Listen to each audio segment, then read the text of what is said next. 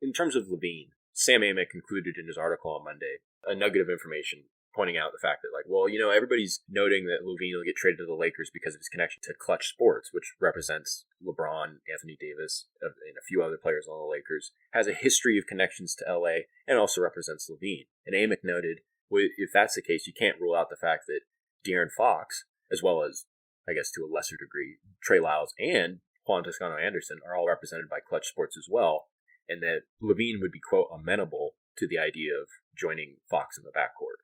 And it's like, would you want LaVine replacing Huerter?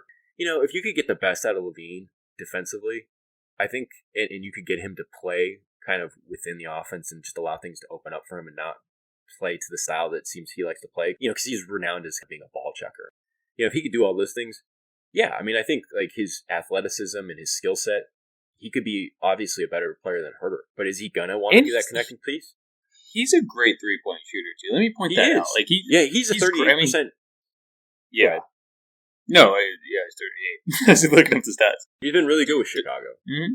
Really, his whole career, except maybe a couple of years. If you look at his catch and shoot numbers too, they're like over 40%. So on mid-range and 3-point shots.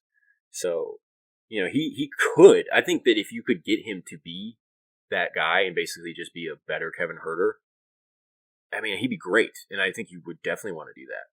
But I'm not entirely sure that anybody's sold on the fact that he could do that and bring it on the defensive end a bunch of times. I think earlier this season, the Bulls had a tough loss to the Nets. They lost by a few points, and one of the reasons that they lost was they had too many defensive lapses. And, LaVine being the best player on the team, his volume of mistakes on defense stood out the most. And Billy Donovan gave the team an extensive film session about those defensive mistakes. And afterwards, LaVine was asked about those lapses, and he's like, I didn't think there were any lapses. I thought we were playing hard, It's almost like he lives in another world. And last season, he helped contribute to the stop. He proved, and he has proven in certain moments that he can be a good defender. And he came up with this critical stop late in the game, I think against the Timberwolves. And afterwards, he was gloating about, I'm like one of the best defenders, like on ball. I can guard anybody, like all this stuff, and like being really confident. And it's like, yeah, you could do that, but the stats show that overall you're quite average because you don't bring it all the time. And it's just like, he's at a certain point in his career, and he's shown this track record of kind of neglecting the reality on defense and the need to bring it all the time, that it's like, I'm not sure he'd ever change, Like, I think that the front office of the Kings is totally taking that into account. And again, taking that back to my original point, it's just like anything that involves risk like that. Same thing with Kuzma in terms of fit. There's a lot of risk in that, and the money, obviously. He's not going to do that, and it just doesn't make any sense. In terms of the Kings trading for a third star, they're not going to do it. They're not going to get rid of Murray. They think Murray's going to be the third star, and they're not going to take the risk. It's as simple as that. Yeah, I agree. That's all I got. That'd be cool though. It would be cool though. It'd be fun. I was thinking about last night. He would easily, like, if you could mold him into the type of player with the type of effort and the right focus on the right areas and doing the little things, he would be awesome. The Kings would be, if they could maintain most of their depth, they could easily make a run at a championship if he could instantly do that. But getting him to do that, let alone on the fly, oh man, forget it. A lot of potential there, though. There's a lot of potential with any of these names, right? Any of the big names, like, if they just buy into defense, because obviously the offense isn't an issue with most of these guys. That's why Anunoby's he's so coveted, at least by us, and even probably Monte McNair too. So it's like, but like, you think about LaVine, it's like, he's very athletic. He has the physical attributes to be a great defender, but he's also getting paid $40 million a year.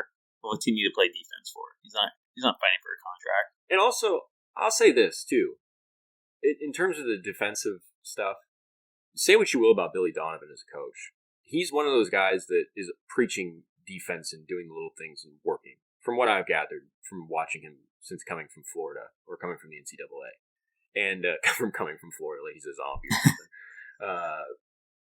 And it's just like, you've seen LaVine's attitude sour, and you've seen little improvement in terms of bringing a ceaseless effort to the defensive end and to doing the little things under Billy Donovan. Do you think LaVine would benefit or even want Mike Brown in his ear constantly about that stuff? Yeah. It just doesn't seem like the thing he would want to do. Now, granted, that's not taking anything away from Darvin Ham. I think Darvin Ham would be just as hard on him. But, you're talking about a LeBron-led team. The Lakers could feasibly make that work. They're a very unconventional franchise and organization, not just in basketball, but in sports, in terms of like star power and dealing with that, especially having LeBron. So maybe they can figure something out there. But seeing that with the Kings, I just don't. I wouldn't bet on that, and I don't think that the Kings front office is. Yeah, I agree. The Kings aren't going to take any big risks, especially the money LaVine's getting paid. So I would just handicap